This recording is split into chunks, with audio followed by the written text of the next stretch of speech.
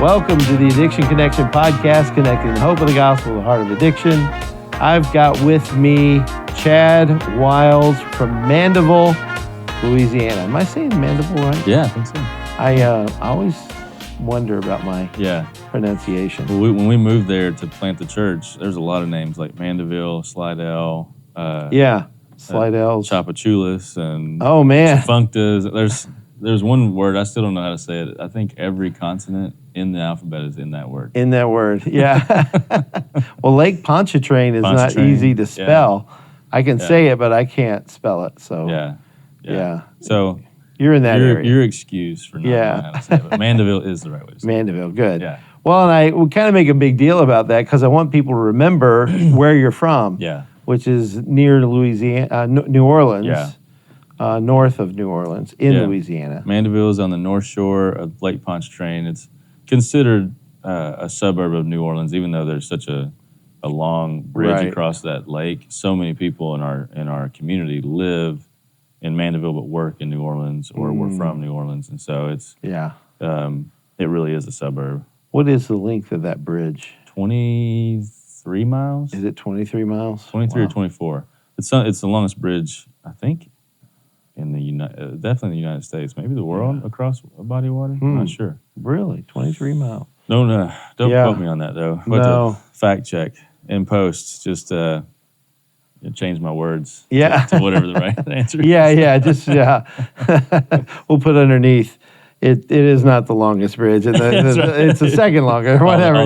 We'll fact check it in post production. That's it. Well, I asked you ahead of time for a verse that really means a lot to you. You mentioned Galatians 5:1, which reads, "For freedom, Christ has set us free.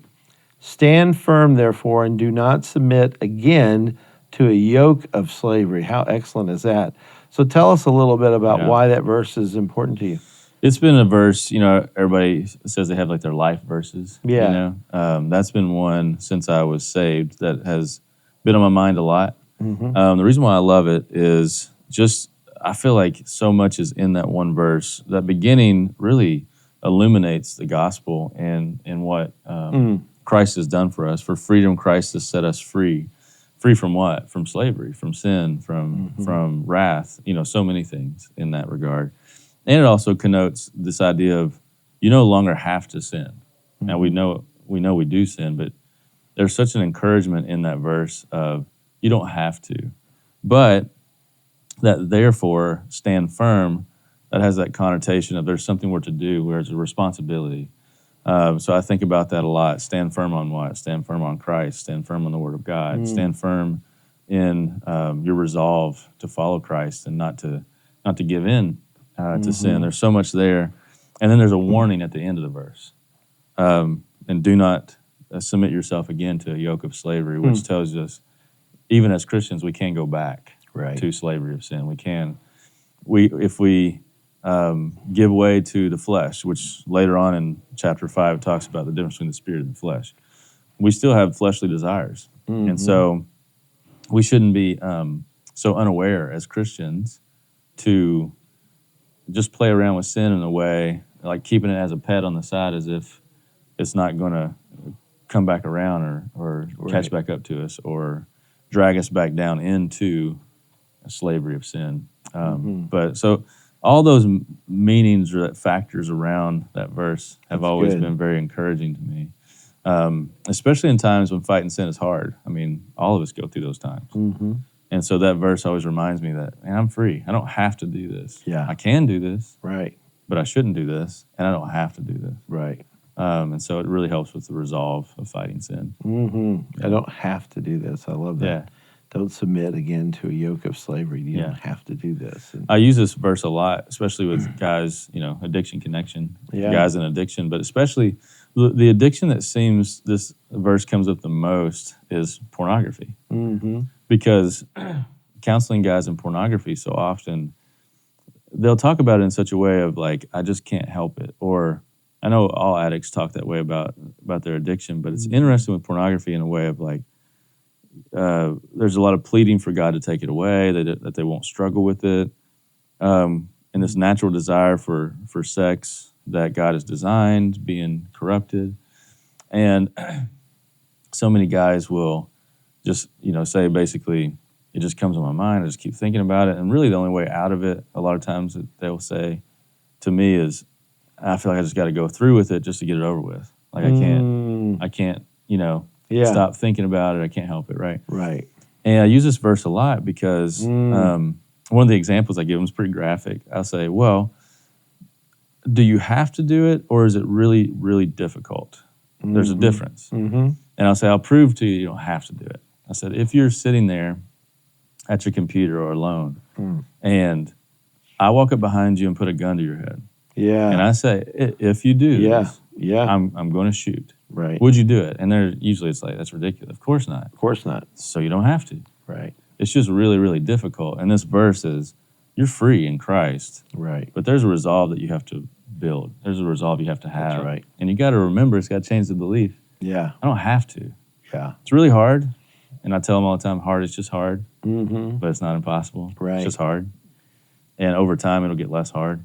Yeah. And so this verse comes into play a lot of times with pornography. Well, and you're an athlete, and so you understand practice and getting better at a skill. Sure. And that's kind of what you're doing there in that kind of biblical counseling context. Right. Well, we say around Nehemiah all the time, what you believe is what you do.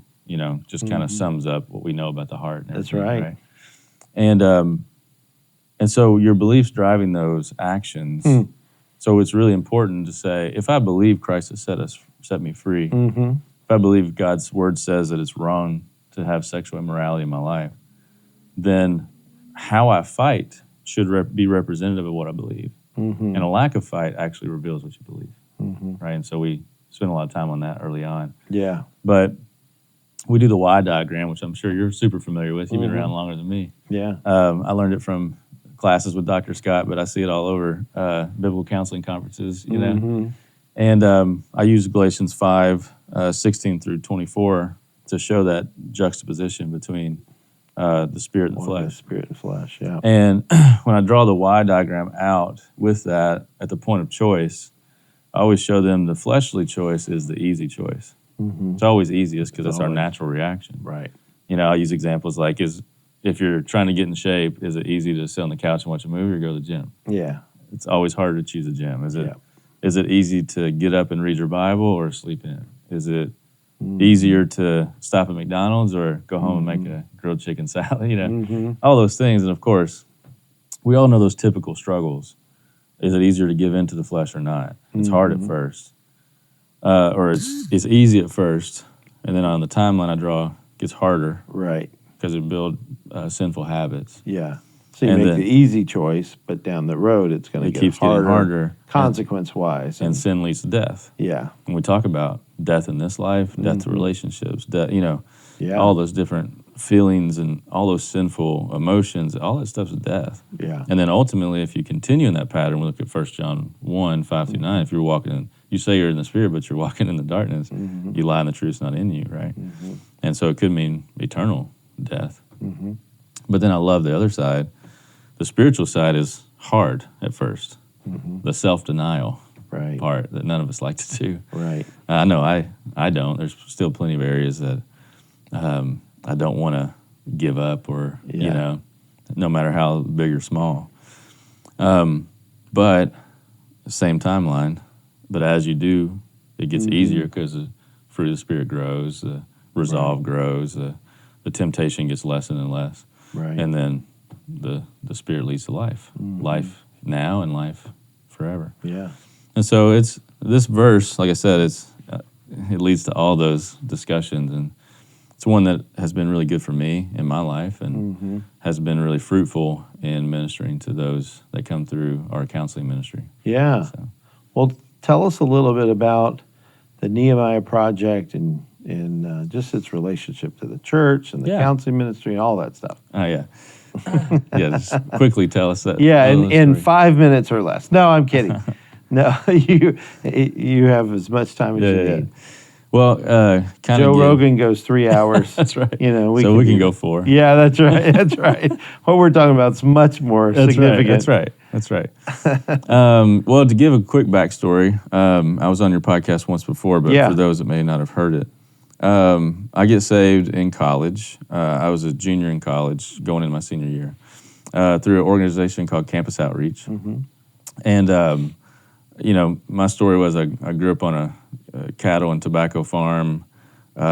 Christianity was seen as weakness. My mom, she became a Christian right before I was born and would take me when I was little to a little country church. But all the men in my family were kind of pull yourself by your bootstraps. Many of them alcoholics, things of that nature. And that's the way I went, kind of seeing that's what I thought manhood was, And then I was a really good athlete throughout, my school years, elementary school, middle school, high school, all that good stuff. Played at some pretty high levels as far as traveling and baseball in high school before it was cool to do now. American Legion, where, they take kind of the best players off of the surrounding counties where I'm from. And we go play tournaments, we played in Tennessee and all kinds of places. And I thought that was my way out. Poor tobacco farmer. This is how I'm going to make it. And I've always been a big dreamer too. So you couldn't tell me that I wasn't going to go to the major leagues, even though I didn't have major league talent. Nowhere near. Oh, I don't know. No, I was really good. I bet it's in there somewhere. I was a really good high school athlete. Probably could have played at a pretty good private college. Low D1, maybe D2. But major leagues were not calling my name. But you couldn't tell me at that time. Right. Now, knowing God's sovereignty, looking back, the Lord took that idol away from me. Going into my senior year, I ended up tearing my hamstring. Had to do 6 months of rehab. Kind of took me off track to do any sort of college ball. I had a few small private partial scholarship or walk-on opportunities, but we were so poor it was like those private colleges we couldn't afford even the partial scholarship. Right. So that was kind of the end of that dream, and then I just did after that what most men where I'm from would do is I went to technical college, was going to do machine tool and welding and work in a factory and work on the farm. That was it. Did that for a year, was good at it, but for whatever reason just didn't really feel like that was what I needed to be doing for whatever reason. I don't even know why. Because I enjoyed doing it. It was one of those weird, only God's providence and sovereignty. It doesn't really make sense otherwise. Right. So one of my best friends growing up, his name's Matt Mofield. He might watch this, so I'll shout him out. He became a Christian in high school and really was a big influence. He comes back around to the Campus Outreach story. He was at EKU, Eastern Kentucky University, and he just encouraged me. He's like, "Man, you can do it. Come out here. You can get FAFSA. You can get all this stuff I didn't know about." He really helped me fill out all the forms and all this kind of stuff. He even helped me go. I went with him to orientation. My parents, because my little country parents, no one in my family ever went to college or anything. So it was kind of like, good luck. Do your thing. It's foreign to them. They couldn't advise you or know. They had no idea. So went and did that and ended up at EKU and joined a fraternity. So I traded in sports life for fraternity life. And I forgot to mention this, but throughout high school, I was partying. We were having bonfires. First time I got drunk, I was 12. Wow. I started dipping when I was 8. Yeah, wow. And I dipped regularly from 12 to 22. So addiction, I am aware of. Tobacco. I never was addicted to alcohol. I was more of when the party was happening, drank hard. I always had a good tolerance. So. But I didn't really drink in between, or didn't do that. So get to college, fraternity life, and I always tell people, listen, if you've seen movies about fraternity life, that's pretty accurate to the life I was leading.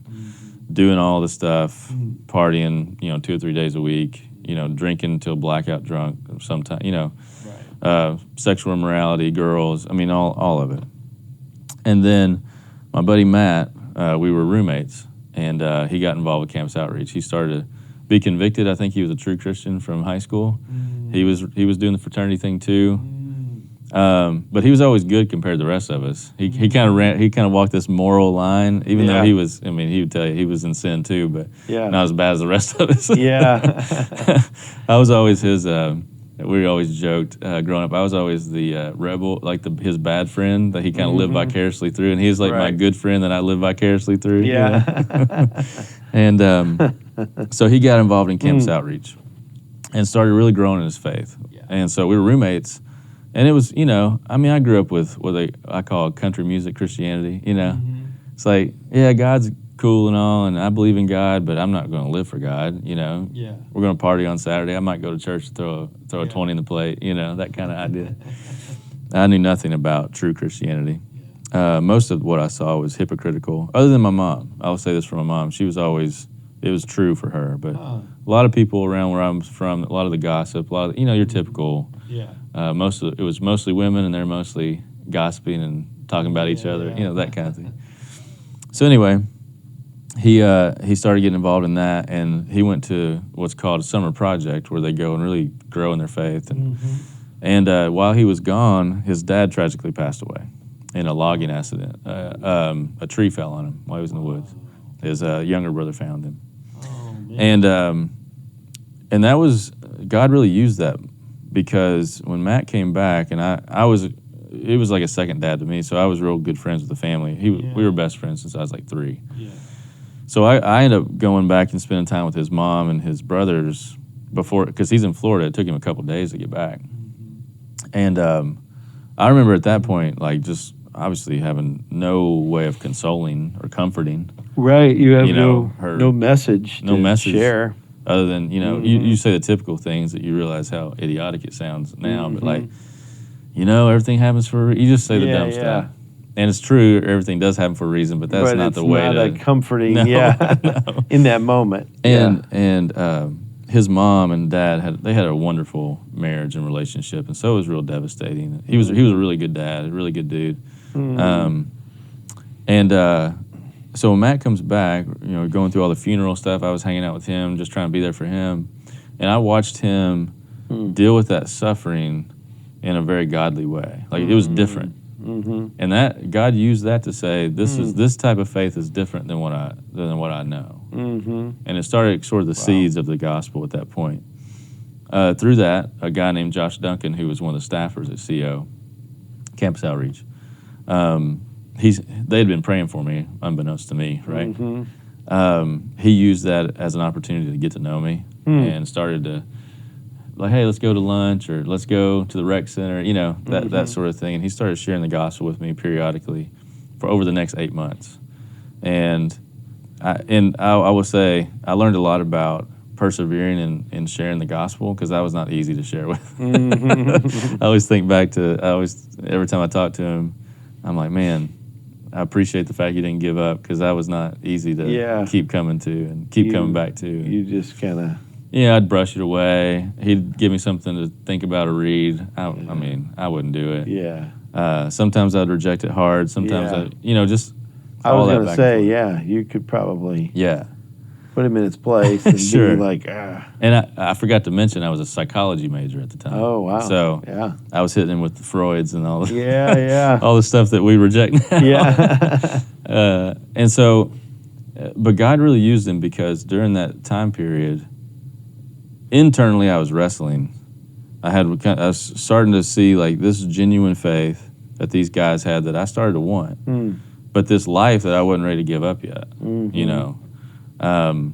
But 8 months later, through some circumstances, I spent a night in jail in the drunk tank, and I always leave that part. I minimize that because it wasn't like a scared straight moment. That was normal. Parties get broke up, people go to the drunk tank. It wasn't a big deal. It just was, it gave me time to sit and think as I'm sitting there. And all this stuff had just been happening, and the gospel had been being shared. And I remember it was that next morning as I came out of jail that I believe that's when I gave the Lord saved me. Because I remember just praying, saying, if you'll take me, if you'll forgive me, I'll live for you the way I used to live for myself. That was the prayer I prayed. And something did change. Like, it was a stark, like, a genuine change. A genuine faith began. So I always point that as when it really happened. And you're what age? 21 at the time. Wow. Going on 22. Yeah. So from there, I mean, it was true. So I told Josh what happened, and I'm like, let's do discipleship. Like a month later, he had me leading a Bible study with my fraternity. I mean, it was just, wow, yeah. And I was, as much as I was living for me, I was doing that. And so God really started to grow me over the next couple of years. And then through that, kind of fast forward through, Campus Outreach was kind of the incubation of discipleship time, and it was really solid.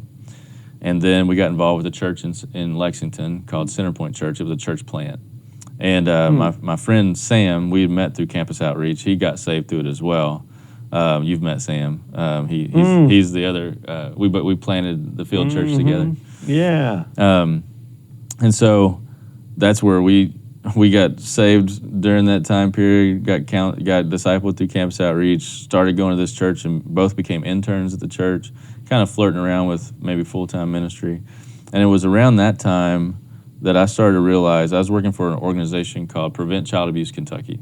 Every state has a chapter of that, Prevent Child Abuse. And the whole point is to educate. We would do conferences. We'd work with social workers, things of that nature. Yeah. We'd work with FBI who were trying to break up child sex trafficking, all sorts of stuff like that. And I loved the job. It was great. I was actually teaching a prison program at 23 at this point in time. Called FACT. It was Fathers and Children Together. And the whole thing was just around the research that trying to break the cycle. Because they've been abused, they're abusing. Right. How do we begin to start talking and educating and all that kind of stuff? That's so good. And it was an opportunity to share the gospel. It was great. So it was really at that crossroads. But then I had an opportunity to come on full-time and go to seminary. And so my wife and I, we prayed through that for like a month. There was a lot of tears because this was going to mean that I was going to quit my job and get paid peanuts. Right.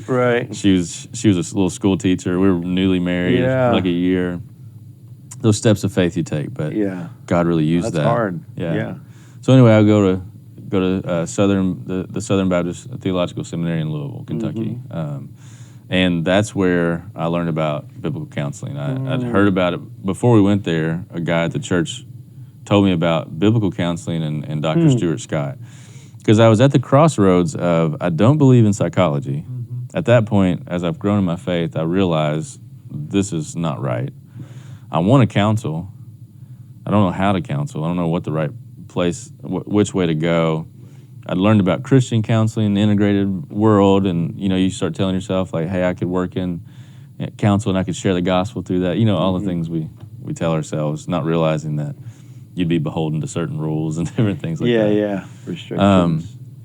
And then by God's grace, I learned about biblical counseling. And then so I got to go study under Dr. Stuart Scott and Jeremy Pierre and all those guys from 2009 to 2012. I got my master's in biblical counseling. And that's when, kind of full circle, telling all this backstory, that's when on my heart, like I knew I wanted to do something like start a counseling center, biblical counseling, because realizing at that point how few and far between it was and all that good stuff. How did you get from Lexington to Mandeville? So that's coming next. Okay, all right. Yeah, it's in the same, graduated, I'm working at my church. I thought maybe I missed it, so No. I want to make sure. It's about to happen. That vision of creating a biblical counseling ministry and a center was on my mind, and I had the opportunity to begin working at my church and doing some counseling. But my pastor, and I love him, he's passed away, but he grew up in the integrated world. And so it was conflicting from the jump. He would do things like, I'd be doing this ministry thing over here, and he'd teach a series on what's the big thing at the time? Gosh, Search for Significance. Oh, okay, yeah. Did a sermon series on it. Oh, And basically just did the book. Just things like that. To where it was like, you're teaching this, and he's teaching the opposite. And I'm on staff as the counselor, yet I'm not the one preaching about counseling. Right. It was weird. Yeah. In that regard. That's hard. Love him to death, like I said. And this is all in Kentucky? Yeah. Okay. And he was, godly man, had a real missionary's heart, shared the gospel, learned a lot from him. But just in the world of counseling, that just wasn't, it was oil and water. And we had a lot of great discussions, but it was just clear that, I could do my thing on the side, but this is not that. And then Sam had also planted a campus and just some ideals around preaching and stuff, sort of similar. And God used all that in a good way, because around that same time, North American Mission Board, as were graduating, was talking about planting churches and the need for churches, especially in North America, especially in cities and everything. And so just praying and thinking, and just the Lord just started to grow. I never thought about church planting. Obviously, I told you my vision was a counseling center. But separately, Sam and I were just praying, and one day, I don't know who came to who first, me to him or him to me, and just said, man, I'm really thinking about possibly planting a church. And he was like, no way, me too, you know? And he and I have always been, for whatever reason, since we got saved through Camp Outreach, kind of like brothers and attached, you know, in our journeys. And so, long story short, over a couple months of prayer with our wives and everything, we realized God was calling us to do it together. And so we shared that with our pastor, and we had a whole year of raising support. And so through that process, we were praying through the list, and we were praying over cities like San Diego, Chicago, Cincinnati. San Diego is one of my favorite places on earth. Well, we Las Vegas. We had nowhere to. We didn't know where we were supposed to go. Right. It was like we feel called to plant a church. Yeah. But and you were open to wherever. We're open to whatever. Yeah. And what we did know, both of us were saved. We were very hedonistic people. So we wanted to go to a city that was sort of, hedonism was sort of what was known for. That's why Vegas was out there, and we put New Orleans on the list to pray for, because the Big Easy, you know. And there were only 3 cities marked in the South region, the Bible Belt. It was New Orleans, Atlanta, and Miami. Everything else was above the Mason-Dixon, and mostly Northwest, Central, and Northeast, right?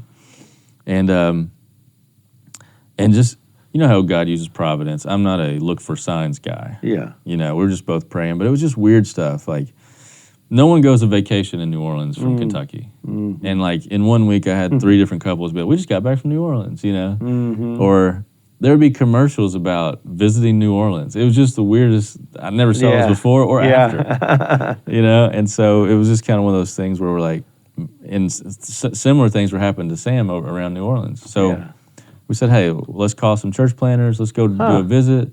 Let's just pray. Yeah. You know, like I said, we're not extra spiritual or people that look for signs or nothing like that. But it was just, nothing else was really gripping our heart. New Orleans just kept coming back. So we did a visit down here, met some church planners, got to see the city, got to see everything. And we were planning on going to the South Shore. And then, weirdly enough, because we had scratched out sort of our plan for what we felt like God was calling us to do as a church. And so we'd meet with these church planners and be like, here's what we're thinking. And they're like, that's great. And they would keep saying, have you thought about the North Shore? There was a group of church planners that had all been praying for the North Shore because there had been such a migration, and the North Shore was growing rapidly. Yeah, that makes sense. And there wasn't a whole lot of biblical, like there's a lot of churches, but not a lot of biblical churches. Is this after Katrina? After, yeah. Okay. So we're talking 2015. So quite a bit after. This is quite a bit. Okay. Quite a bit after. But it's still, right now, the North Shore is still one of the top growing areas in the United States. I mean, it just keeps, because a lot of people that come there for Chevron or come there for NASA or any of those places, they end up moving to the North Shore. They don't go to the South Shore. They don't want to live. Yeah. Or military. Yeah. So we're like, no, where is the North Shore? Yeah. and so a guy named Lane Corley, he was the Louisiana Baptist coordinator. We had met with him, and he's like, well, that's actually where I'm at. Come up here. And he showed us around, and we just spent time praying, and it was just like, you know how you feel like you're home? Like, this is it type of thing. You knew. So shortly after that, about 6 months, we had sold all of our houses. We had moved down, brought our young children. And you're coming off like a wild, crazy, charismatic. You're like, no, I'm teasing you. It does sound like it, doesn't it? Yeah, I know you, so I know. Yeah. Trust me, I'm reformed. You're not. That's right. It was all providence. Not, You close your eyes. That's right. No, but you know what? The Lord does let you know, and you knew, and you'd been praying and seeking Him, and He's laying things on your heart, and you knew. I mean, it's great to hear that, because I think we forget about that part. And it was wonderful because it was the things that we were learning in the scriptures, and we really were convicted. We need to.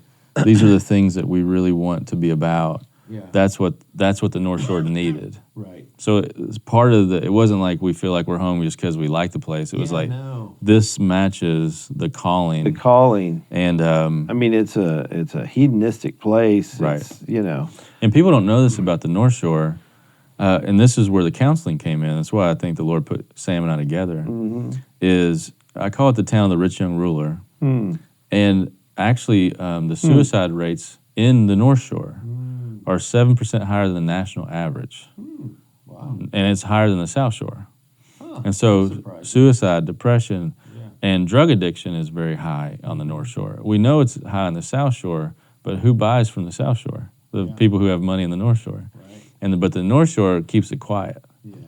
I've met a lot of police officers and things. They have overdose death every week, but they don't put it in the paper because we don't want to talk about it. Right. This is the nice place. Property values go down. Exactly. So learning all those things, that was what I mean by like everything matched. Right. With what we were doing. You're praying about this. You're looking for the fit, and that's right. Yeah, God's making it clear. And Sam, me and Sam and I both, but especially Sam because he's more of our every week preacher. Just really passionate about expository preaching, and there was nobody doing that. Yeah, where we were at, it's very charismatic or Catholic, but just really expositing the scriptures, that wasn't happening. Those are the two extremes, you see. Right. Yeah. So anyway, that led us there. We moved our family down. About 6 months later, we raised enough money to be able to support our two families for 3 years. That was our goal, because we knew we'd have to give it a big effort, and we just knew. The statistics around church plants fail. They usually fail within the first 3 years, and one of the big reasons is money runs out. So we're like, you know what? So that we can be focused on the right things, let's raise that. And so the Lord blessed us with that. And we just took about doing the strategy of preaching the word, and we had certain areas in the community, like the gym or different places we would just frequent every day, get involved in stuff, share our faith, build relationships. And our plan was to try to get share our faith, make disciples, eventually pull together in a congregation, right? In about a year. It happened in 3 months.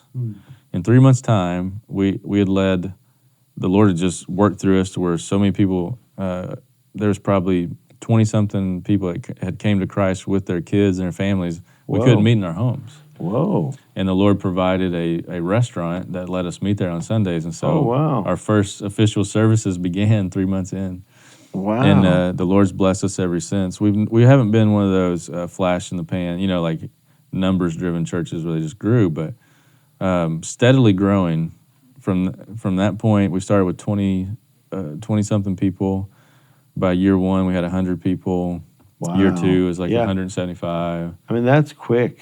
I mean, 3 months and then a year, that many people. And so now we have a membership of 140, and we'll see in the 300s on Sundays. That's about where we sit right now. So the Lord really provided and blessed our church and along the way, and we have 5 elders now. It's all like charismatic teaching of your best life now. That's it. Best life now. Prosperity gospel, No, we always joke like we would grow, and then we would really challenge people, or there'd be, we're discipling people, and then we'd lose some people, and then we'd grow, and then we'd lose some. And so it's funny how that sort of has happened. But so in that process, Sam and I coming together, I started biblical counseling from the beginning. We were just doing that myself, and I wrote a lot of that material into our discipleship material, and just doing all that kind of stuff. And then about 4 years in, I started discipling a guy named Mike Lindstead, who now is one of our elders, and had been coming to our church for about 2 years. And he has an addiction background, and God's really amazingly restored him and saved him from so much. and he has a real business brain and entrepreneurial mind. As we grow as a church, I really see him ended up being our executive pastor, and he serves as our executive director at Nehemiah. So anyway, I shared. He asked me one time, what would you do besides, just being a pastor at the church? And I said, it's funny you ask, because, in my heart, one day I want to open a counseling center. I want to help people with addiction. I want to help people in so many different ways. And that was on his heart too at the time, like especially the addiction side, because he had been through so many programs. If you've heard of it, he's probably done it, basically. Yeah. And it wasn't until the Lord came into his life that everything changed. Right. And so that began us talking about and the seeds of the Nehemiah Project. Yeah. And that became our counseling ministry for our church. It has its own 501c3, but I call it a hub church model. So our elders serve as our board of directors for Nehemiah. Oh, that's neat. But it also allows us some flexibility, since it has its own 501c3, to involve the community that may or may not want to be a part of our church, because we're the Reformed guys that are really staunch about the Bible. But then for some reason they'll come to Nehemiah to get counseled. Oh, wow. A lot of our front door, our church has grown tremendously because of our counseling ministry, because a lot of people who wouldn't show up on a Sunday, they're down on their luck or they're desperate. And they've tried, I can't tell you how many times this is what's said to us. I've tried everything else, so we heard about you guys. You're the last. I'm the last resort. Yeah. I might as well try this. And but many of them Bible thing. But it's been cool. God saved many, and a lot of them have become members of our church. So they started at Nehemiah and they end up as members of our church, which is cool too. Yeah, that's awesome. Yeah. So I serve as one of our elders for our church, as well as I'm the director of counseling and education for the Nehemiah Project. So wow. Yeah. That's been good. Yeah. So that's the short story. Yeah, we could have gone on for 4 hours about I know. Thanks for abbreviating that. Yeah, for us. there's a lot of details in between there that I've left out. Well, sure. I know there are, and it's always great to hear people's stories, their testimonies, and just to see where God took you from this cattle farm guy dipping at age 8. Yeah. And now, working for Jesus, living for Jesus, helping restore lives. And of course, God does that, but he does it through you and your team. And it's awesome. Our elders, we always laugh and joke because we love reading the passages about the disciples, because they were just a motley crew of they were. Nobody, you certainly wouldn't have picked those 12. Right. And our elders are the same way. You got my story. You got Mike, who was homeless at one point. Yeah. You got Sam, he grew up in a rich family, but just involved with drugs in the inner city of Chicago. Oh, man. You got Josh Miller, he's an ex-Navy SEAL. And then you got Tyler Beer, who he grew up in the country and now runs an AC company and all that stuff. Oh, wow. You wouldn't have picked any of the any of us to be the pastors of the church, but the Lord's really been gracious to us and blessed us. You're a humble guy, and I really appreciate you and your story, and we're going to do this again. So yeah, it's fun. Yeah. As I told you, we can talk all day. Yeah, well, we will. We'll package it in another podcast, but this is good. Yeah. Well, I appreciate you, Chad. Thanks for thanks for having me. being here, and thank you guys for tuning in. Take care, and God bless.